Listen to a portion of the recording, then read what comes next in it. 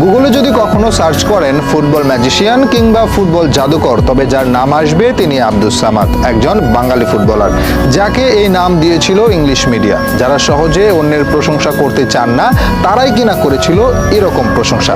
ভাবা যায়? ভাবতে হলে আগে জানতে হবে এই আব্দুস সামাদের ব্যাপারে। কে ছিলেন এই ফুটবলার?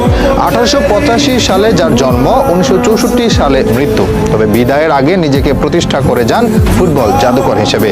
তার ফুটবল ক্যারিয়ার নিয়ে যতটা আগ্রহ মানুষের, তার চেয়েও বেশি অবাক করা কাণ্ড করতেন মাঠে বসে। বলা হয় তিনি কখনো মাঠে মনোযোগী ছিলেন না, আনমনে ঘুরে বেড়াতেন, মাঠের মাঝে বাদাম খেতেন, যখন ইচ্ছে হতো গোল করতেন। সবার কাছে গোল যখন আরাধ্য ব্যাপার, তার কাছে যেন ইচ্ছের মতো, মন চাইলে গোল করব, না চাইলে করব না, এরকম একটা স্বভাব নিয়েই পার করেছেন ক্যারিয়ার। তার জীবনে একটা অন্যতম এক অদ্ভুত কাণ্ড হচ্ছে, একবার রেফারিকে চ্যালেঞ্জ করেন গোল পোস্ট ছোট বলে। লড়াইটা ছিল ইন্দোনেশিয়া একাদশ আর ভারতীয় একাদশের মধ্যে। তুমুল প্রতিদ্বন্দ্বিতাপূর্ণ ম্যাচে খেলছে দুই দলেরই তুখোড় সব খেলোয়াড়। চেষ্টা চালালেও কোনো পক্ষই গোল করতে পারছে না। ঠিক সেই সময় ভারতীয় দলের একজন খেলোয়াড় প্রতিপক্ষের কয়েকজনকে সুন্দরভাবে কাটিয়ে শট করলেন গোল পোস্টে।